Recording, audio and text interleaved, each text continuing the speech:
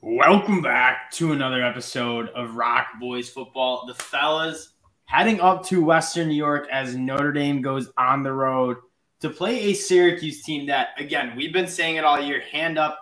I was painfully wrong about this team. You go into the summer, you take a look at the Syracuse team. Very, very weak team last year. They didn't really get better at any spot. You look at the offense, Garrett Schrader was one of the least accurate quarterbacks in the whole entire country. Really, the only thing you were able to look forward to is a pretty solid defense in Sean Tucker. Well, this defense is better than expected, but this offense has been playing at a very high level. Obviously, a tough loss to Clemson, but this Syracuse team is the real deal. And they have a team that, although has struggled in Notre Dame, they are a talented team, and this should be a very, very good game. Before we get into it, though, again, as usual, I just want to say thank you guys for the support you guys have shown the channel. Again, if you like the content, consider subscribing. That means a lot to the fellas. Over 2,000 subscribers. That's insane. We really do appreciate the support you guys have shown for real. Dill, I'm going to kick it off to you. What are your early takes on this game here? Yeah, I mean, I'd echo you on just not having a good sense of how good this Syracuse team could have been at the beginning of the year. And at the end of the day, Garrett Schrader, he's picked up his level quite a bit. So I think that's what's driving it, because everyone knew Sean Tucker was great. They returned most of their starters on defense, so you thought that it was going to be an improved unit and then even a solid unit, and it has been. But for me, it's Garrett Schrader, and then he was doing so much against that Clemson team to keep them in it, making a lot of plays with his feet and with his arms. So I think he's been the big turnaround for this Syracuse team. Yeah, and you look, I mean, I think it might be Robert and I coming over from Virginia. Like this offense, Garrett Schrader clearly looks more comfortable. You look at his numbers, it vastly improved from last year. Completing almost 70% of his balls. He's also getting loose for almost 4 yards per carry. Sean Tucker is still doing this thing, averaging 5.5 yards per carry. The biggest thing, I think, is more the scheme than the personnel. Like they didn't get more talented on the offense side of the ball, but that scheme is very, very good to watch and kind of tapping into what Garrett Schrader does well. And there is one thing I have a gripe with, and I have to mention it. You look back at that Clemson game. Sean Tucker was averaging 10 yards per carry. Yeah. On 5 carries. I don't know. I get not trying to run right at this Syracuse front or that Clemson front because it's a very good front seven, but it's kind of wild to me that you have one of the best ball carriers in the whole entire country, and he's only touching it 5 times in probably the biggest game of the year for you. And the only defense for that is they were moving the ball, at least in the first half. And, of course, it did slow down in the second. And I think Clemson started to take over a little bit, especially on the defensive side. Yeah. But, I mean, you're right. When you need to switch it up. You need to get back to running with Sean Tucker at that point in the game when you're up that many points in a spot where you can maybe choke that team out. And they just didn't do it. They still stuck with the pass, and obviously Clemson was able to crawl their way back in. But I'm still pretty encouraged by what I saw, because what I think one of the Syracuse has had in the past few years is just not having an offensive line that go play into the likes of a Clemson or a Notre Dame. And they're faced with a pretty tough task, I'd say, with Notre Dame, who's, I mean, one good spot of what their team's been is their defensive line. But I don't have a ton of worries about this Syracuse team holding up, because they held up okay against Clemson, and I think as good as I think Notre Dame's D-line is, Clemson is in a different league. So I'm kind of comfortable with Syracuse being able to match up with the one threat that Notre Dame kind of presents teams. Yeah, and taking a look at the matchup, this Syracuse team wants to run the football with Garrett Schrader, who's a very, very good athlete and obviously one of the best backs in the country, Sean Tucker. That's where Notre Dame has been vulnerable this season, which is weird to say because kind of coming into the year, they had a good front seven. You felt good about that front seven, but they're allowing over 4 yards per carry. I think Robert and I in that offense is going to try to run the football. And one thing that the Syracuse team has been decent at was they're only allowing 58% completion percentage to opposing quarterbacks. So Garrett Schrader getting the ball downfield through the air, maybe a question mark. When I look at this matchup and kind of getting more to how does Syracuse stack up against Notre Dame, turnovers jump out at me. Notre Dame is forcing less than a half a turnover per game, actually 0.6. So just around a half a turnover per game on defense. Not getting any turnovers.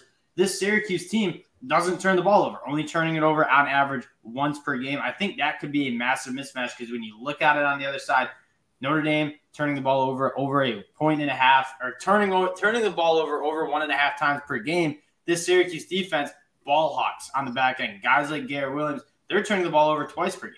So I think turnovers could be could be kind of something to watch. And Syracuse definitely has the edge there. Yeah, and you mentioned it. Obviously, Schrader's done a really good job protecting the ball this year, pretty much for the whole year.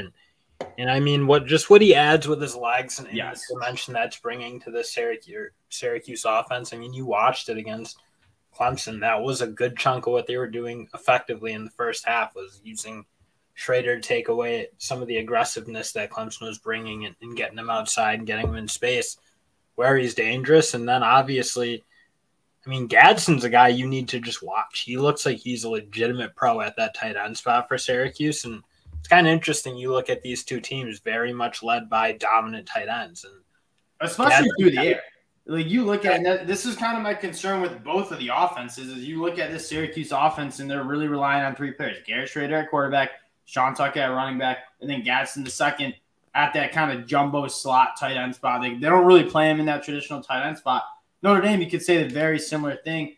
I just feel like I like how Syracuse's offense matches up against this Notre Dame team because when you flip the script, I really struggle to see how Notre Dame moves the ball against a very good front seven. I mean, those linebackers, Mikel Jones, Marlo Wax, they fly around the football. I'm a little concerned about Syracuse's attrition up front on the defensive line just because they were dropping like flies against Clemson. They were already into the reserves. That is something to watch. But these linebackers go sideline to sideline. I don't really see Notre Dame running the football all that effectively on this Syracuse team. They're only allowing 3.8 yards per carry to opposing offenses. Drew Pine needs to make it happen through the air. I think it's going to be tough sledding against a very, very good Syracuse secondary. Yeah, and you don't want Drew Pine to be in a position where he needs to drive the bus. And it's not even only on Drew Pine. Like, I don't think he's the answer for Notre Dame at quarterback, but also they're severely lacking in their own right in weapons. Like, they just don't have wideouts who are making plays for them.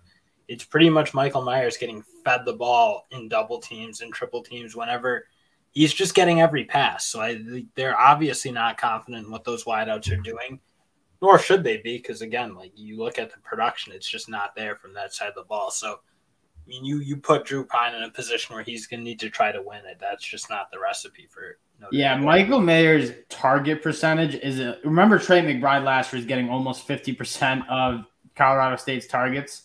That seems to be, I don't have the exact stat, but if Notre Dame's throwing the football, it's going to Michael Mayer. I don't blame using a guy like that, but the problem wasn't something we talked about in the summers. Notre Dame doesn't really have a guy that can hit those explosive plays downfield. Lorenzo Styles is the next guy in line. It's only 23 catches for 287 yards. And if you go over to third wide receiver, it's a guy who's only had 9 catches on the year in Jaden Thomas. They don't really have a reliable wide receiver one. And when you look at what is so important to that offense, or offenses in general, it's the ability to hit those explosive plays. And they don't really have a wide receiver who can make that happen. The run game has been solid. I like what he's seen out of Estime lately. But again, it's just this Notre Dame team I feel like lacks that explosiveness. And when you're asking Drew Pine to march it down the field, not turn the ball over, not miss throws, it seems like it's tough sledding. And I also I think their offensive line's gotten meaningfully better from last year, but it's not really in that league of what you kind of expect from Notre Dame with those really good offensive lines they've had. Like, they're just not beating people up in the same way. I don't think you can run the ball 70% of the time and be effective. I just don't think they're that type of unit. I also don't think the running backs are quite there. Like, you're right with Estime and who's the other guy, the more explosive one? Logan Diggs, Chris Tyree. So, the guys who can play, but there's just, you don't have a Blake Corum or a Jahmyr Gibbs or some of these real alpha dog backs. And I think just the fact that Notre Dame, that's how they kind of need to play this year. I just don't think they have the horses to do it. And again, a good the Notre Dame offensive line, I think, got a little boosted last year because they had such a tough start to the year, and they were young, and everyone's saying, okay, this Notre Dame offensive line is not good. Well, it probably wasn't as bad as people thought it was at the beginning of the year, and then they play kind of a cakewalk schedule towards the end of the year, and the offensive line looks dominant. The truth was probably in the middle. It's not the traditional dominant Notre Dame offensive line that you're used to seeing, and I wouldn't say it is this year, and I think that's why you've seen them struggle. You said it best. Drew Pine needs help. He needs a good run game. He needs to see loaded boxes. Then those throwing windows kind of open up downfield. They haven't really seen that, and I think that's why they're struggling to move the football consistently.